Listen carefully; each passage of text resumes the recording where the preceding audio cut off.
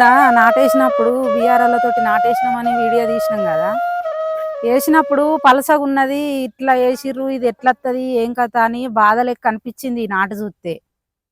కానీ వరి కలిసి మందు చల్లినాక ఒక 20, 25, 30 పిలకల దాకా పెట్టింది.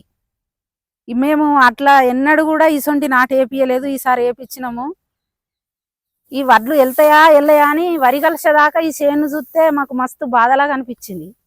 కానీ ఇప్పుడు వరి కలిసి మందు చల్లినాక ఎన్నడూ కూడా ఒక గంటకు గిన్ని పిలకలు పెట్టలే. నేను 25 ఏండ్ల ఈ భూమి కొని ఈ పొలంలో నాటేసినప్పుడు గిన్ని పిలకలు అయితే ఎన్నడూ పెట్టలేదు.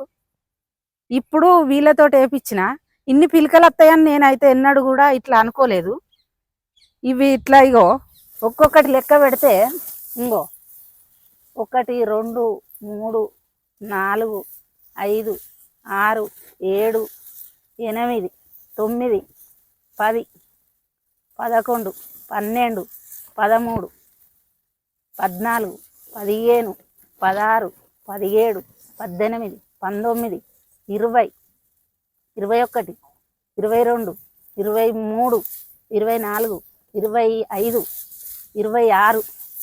26, 27, 28, 29, 30, 31, 32, 33, 34, 35 వచ్చినాయి. ఒక్కొక్క గంటకి ఇట్లా చేతుల పడితే అమరకుంటా పిలకలు అయితే పెట్టింది. మేము అందరం ఇక్కడ మనసులో పిలిపించి ఏపిస్తే 3 ఎకరాలకు సరిపడే నారు పోసినాం. కానీ ఇక వాళ్ళు అక్కడోళ్ళు వచ్చి వేసిర్రు కాబట్టి ఒక 2 ఎకరాల మందంలో వేసి అంత వరే 3 ఎకరాలలో వేసిర్రు. 1 ఎకరం నారు మిగిలిచ్చిర్రు.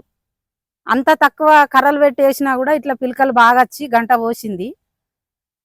ఇదివరకు అయితే ఎన్నడూ ఇట్లా పెట్టలేదు, ఈ నాట వేయలేదు. ఈసారి కొత్తగా వేసినాం.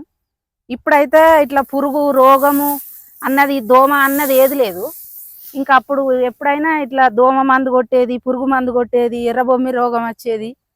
ఈసారి అయితే ఏ రోగం లేకుండా మంచిగానే ఉన్నది గంట. వరి మంచిగానే ఉన్నది, మంచిగానే పెరిగింది. ఇక మళ్ళా వడ్లు మరి గొలుసు ఎట్లా వస్తుందో ఎట్లా వండుతుందో తర్వాత పెరిగేది గొలుసు పెట్టేది మళ్ళీ తర్వాత వీడియో మీకు చూపిస్తాం.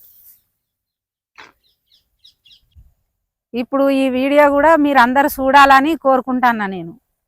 ఇంకా కూడా ఇది ఎట్లా బయటికి గొలుసు ఈనేటప్పుడు గొలుసు పెట్టి ఎర్రబడ్డది వరి కోసేది కూడా వీడియోలు అప్పటికి కూడా పెడతాము. ఆ వీడియోలు కూడా మీరు అందరూ ఈ వరి గురించి చూడాలని నేను కోరుకుంటున్నా.